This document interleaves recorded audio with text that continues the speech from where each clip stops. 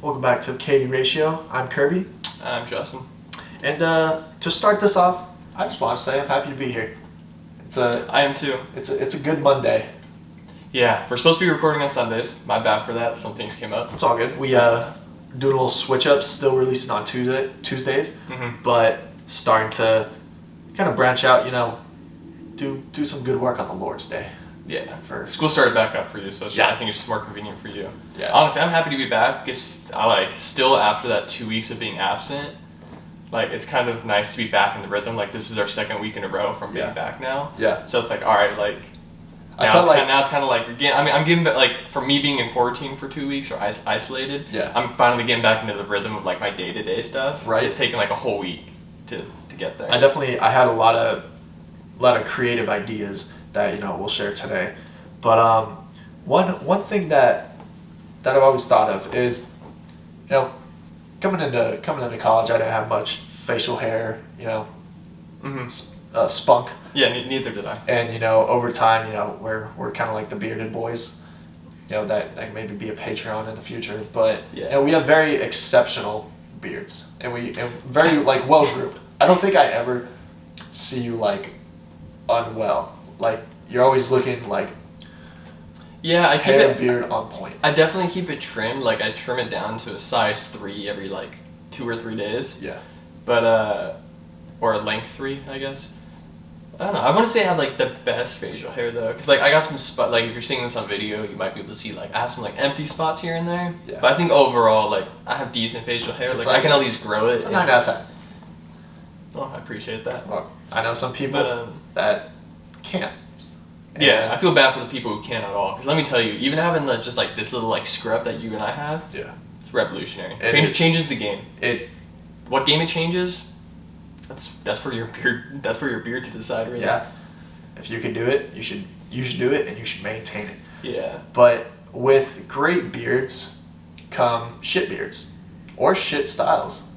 And I think I opened the floor to a style that you would never go into, that you won't even attempt to rock.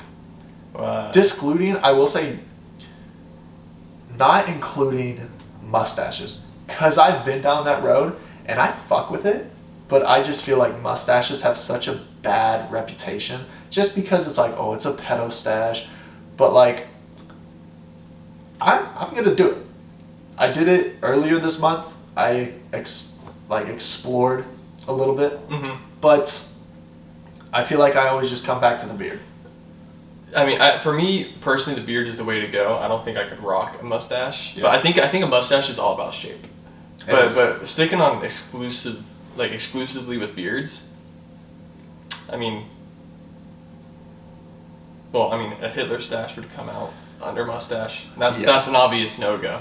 I feel like that's kind of, it's tough because it's you got Charlie Chaplin, that I feel like he was like, oh dude, check out this fucking stash, and then Hitler came out and he's like, fuck, can't do that no more.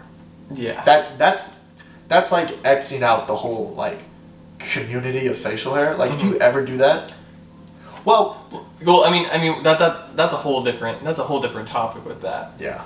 But if we're talking just facial hair, designs, I guess, or styles you'd call them. Yeah. What about? I know the one that I won't do, and it was suggested to me, was mutton chops. And if you don't know what that is, it's basically having the sides real long, down to where the mustache and the goatee would begin. It's like a reverse goatee, if you will. It kind of comes. It's having the side of the beard, but it kind of stops right before it hits the bottom of the lip, right? Yeah, and you basically just rock that. That's a biker thing, isn't it? I feel like it's a biker thing, or your name has to be Sven, or it's a European type thing. If you're, because it's the lumberjack look is pretty out there.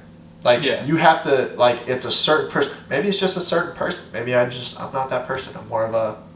Maybe you don't know you're a mutton chop person until you go for it. Until I go for it, and I think. So next week we better see you with some mutton chops. I fucking will. And if it doesn't look good, fucking ignore it. Hoodies. Hoodies. We're gonna do a quick switch right now. Yeah. But so okay, you take the backs.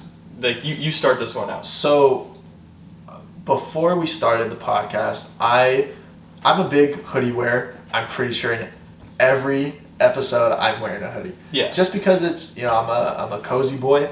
I like my cozy clothes, and I like to, you know, fucking look unprofessional. But at the same time, you always hear, you know, and I have sisters. So, and I'm 6'3". So when I grow out of a hoodie, that's a perfect hoodie for like them to go after, because it's a stylish hoodie and it's big. And you're assuming you have style though. I'm assuming, just because no one's called me out yet. So if you don't think so, shut up. So it also rolls into how just girls love men's hoodies. If you in a relationship, they usually steal your hoodie. But I was saying, and this is a stretch, but I think that it's almost like a promise ring nowadays. Like it's like a very toned down promise ring. Because if a guy's like, hey, you could keep this for a little bit because I know I'll see you again. I think that's where we're at with our hoodie game. Now, I have a totally different opinion on this. Yeah. Now, I'm gonna sound like the worst person ever right now, and I am going to embrace it. I do not like when girls take my hoodies. It's okay, like if it's cold out and like they need a hoodie, I'll let them use it. Like I'm like use my hoodies. Right. But don't take it home and keep it for like a month. Yeah. Like if you keep it for a couple days, fine, because I let you borrow it and then like give it back. I'm convinced that girls who are obsessed with guys' hoodies and they just want to like collect them, separation anxiety. That girl is crazy. I'm out, 100%. I have never. I don't think there's one time in my life where a girl has kept a hoodie of mine for a long period of time. I think I've only lost one. I'll admit it. I was being nice. I lent it. I said, hey, you know, she said, I'm cold. Because I bought a new one that day. So I put on the new one because, you know, I was cold too. She put on mine. And I was like, oh shit. She ran inside pretty quick. Yep. And my hoodie It's gone. is there. And I was like, okay, like, you know. Not just there, gone. I lost it and I don't know how to get it back. I don't think there's any chance of getting it back. And it's okay, because you know what? I got more now. See, I just think there's a deeper issue behind that. Do you think it's like... Because to me, I'm not a very materialistic person. To me, clothes are clothes. Like, I'll get, like, nice running shoes as long as they're, like, comfortable. But, like, I'll never sacrifice, like, comfort for style, I guess. So, I'm not materialistic. So, to me, a hoodie is meant to be comfortable and it's meant to keep me warm. Yes. Right? Then that's what a hoodie is. So, when a girl wants my hoodie, to me, it's like she wants a piece. She wants a piece like, of like when or it's not that they want it. It's more like, I don't know. Do you think I don't even know how to describe do you it. think it's like oh, I miss him, let me put on his hoodie because I miss him? Or is it like See, I think that's I think that's what I think it is. Yeah. And keep in mind, I could be completely wrong about this, and my opinion on this My opinion could change. Yeah. I'm not one of those people who are hard stuck on any of my opinions. Yeah. But like if that's the case, if it's one of those things where it's like, oh, I miss him, so I want to wear his hoodie. Yeah. Like, to me, that's just a deeper issue. That's like you have separation anxiety. Like, why do you need this constant like what do you want to call it? Symbol of the relationship, like symbol of the person. Like, yeah. If you're in a relationship with them, odds are you're probably going to see them like see him again a week or two. Yeah, my opinion might change for like a long distance relationship. Like, that might be cute. It's like, oh, like, you have my hoodie. Yeah. But if you're seeing each other week in and week out, you're like, hey. So my opinion might change. So we are. I was in 8th grade. took a family trip down to Florida. We were in Universal Studios, I believe. First day, like it's a nice, you know, Florida day out.